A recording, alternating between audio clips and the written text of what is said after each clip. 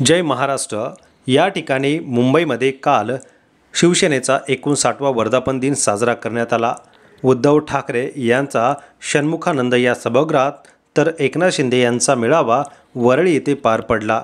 यानंतर कोणाच्या मेळाव्याला किती गर्दी होती, कोणाच्या मेळाव्याला ऑनलाईन किती लोक पाहत होते याचीच चर्चा जोरदार सुरू होती।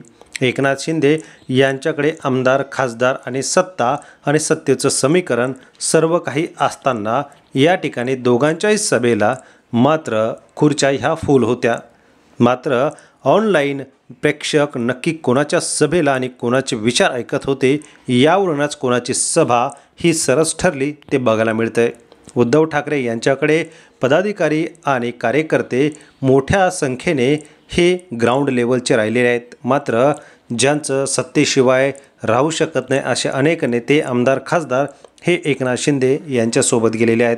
उद्धव ठाकरे यांच्या शिवसेना मेळावा षण्मुखानंद या ठिकाणी पार पडला असता यावेळी UBT शिवसेना या चॅनलला जवळपास 3,97,000 एवढे सबस्क्रायबर आहेत। ज्यावेळी उद्धव ठाकरे भाषणाला उभे राहिले त्यावेळी 7,024 जण एकाच वेळी भाषण ऐकत होते, बघत होते। मात्र जसं जसं भाषण पुढे गेले तसा आकडा थोडा कमी झाला आणि काही वेळाने 6,665 वरती स्थिरावला। त्याचबरोबर उद्धव ठाकरेंच्या भाषणाला पहिल्या 2 तासात तब्बल 2,000 पेक्षा जास्त लाईक होते। पहिल्या 3 तासात उद्धव ठाकरेंच्या भाषणाला 6,500 पेक्षा जास्त व्ह्यूज होते। तर दुसरीकडे एकनाथ शिंदे भाषणाला उभे राहिले आणि यांच्याही चॅनलला 3,44,000 सबस्क्रायबर आहेत। ज्यावेळी एकनाथ शिंदे भाषण करण्यासाठी उभे राहिले त्यावेळी 4,500 लोक त्यांचं भाषण ऐकत होते आणि हा आकडा पुढे कमी होऊन 4,200 वरती स्थिरावला। तर फक्त 671 लाईक मिळालेले होते।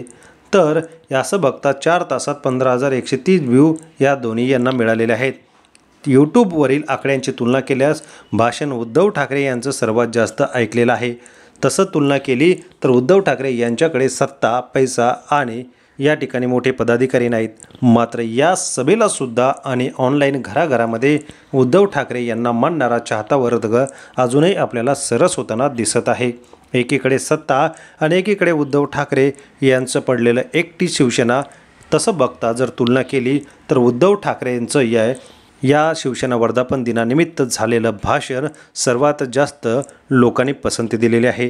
त्यामुळे जो लोकांचा प्रश्न होता की कोणाचा या ठिकाणी मेळावा सरस झाला तर उद्धव ठाकरे यांचाच सरस झाल्याचं दिसून येते। धन्यवाद।